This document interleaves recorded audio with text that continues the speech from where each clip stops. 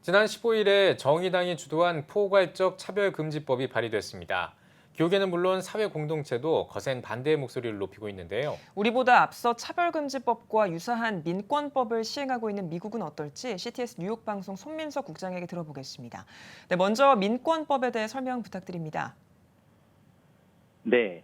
미국의 민권법은 1964년 린든 존슨 전 대통령이 공표하면서 만들어졌는데요. 당시 미국 사회는 직장과 학교뿐 아니라 모든 편의시설에서 백인과 유색인종이 분리되었고 피부색이 다르다는 이유로 심각한 차별 대우를 받아왔기에 인종과 민족, 성별에 따른 차별 없이 동등한 법적 보호를 보장받게 된 이 민권법은 미국 법제화의 기념비적인 법안으로 불리고 있으며 차별금지법의 이론적 토대가 됐습니다. 특별히 민권법과 관련해선 인권운동 지도자였던 마틴 루터킹 목사를 빼놓을 수 없는데요.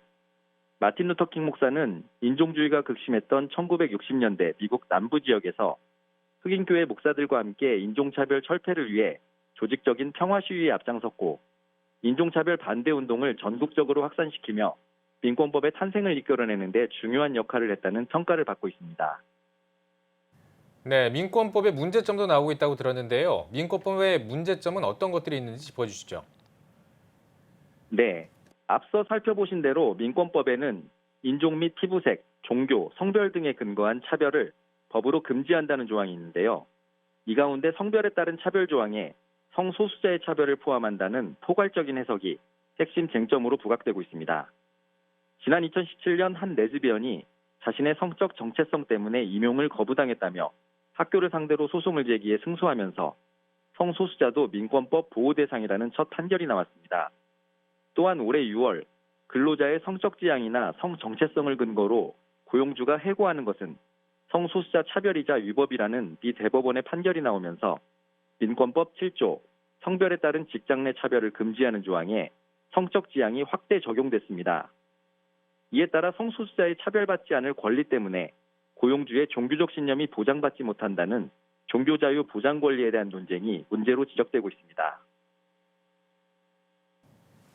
네, 우리나라에서도 동성애 관련 조항 때문에 차별금지법에 반발하는 움직임이 거세게 일고 있는데요. 현재 사회는 동성애를 어떻게 바라보고 있습니까? 네, 미국 국민들이 동성애를 보는 시각은 지난 몇 년 사이 큰 변화를 보여왔는데요. 오바마 행정부 시절 추진된 적극적인 동성애 정책이 미국인들의 시각을 반동성애에서 친동성애로 돌아서게 만든 결정적 역할을 한 것으로 보입니다. 오바마 대통령은 취임사에서 동성애자의 권리를 언급할 정도로 동성애자의 권익을 가장 적극적으로 대변하며 친동성애적 입장을 취했습니다. 하지만 표현과 종교의 자유를 외치며 동성애를 반대하는 시각도 많이 있는데요.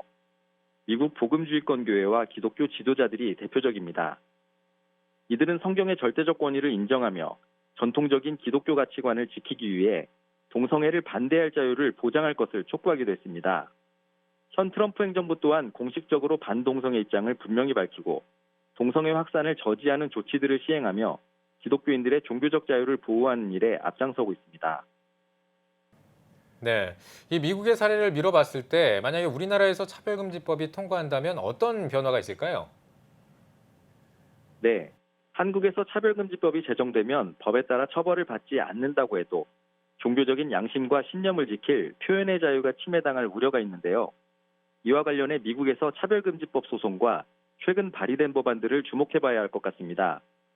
지난 2013년 종교적 신념을 지키기 위해 동성 커플의 웨딩 케이크 제작을 거부했던 제과점 주인이 차별금지법에 따라 소송을 당해 6년 만에 최종 승소한 사건이 있었고, 목회자가 자신의 신념과 반대되는 동성 커플의 주례 강요를 금지해달라는 소송을 제기한 사건도 있었습니다. 또한 동성애 차별을 법적으로 반대할 수 없도록 하는 제도적 장치들도 나올 걸로 예상되는데요.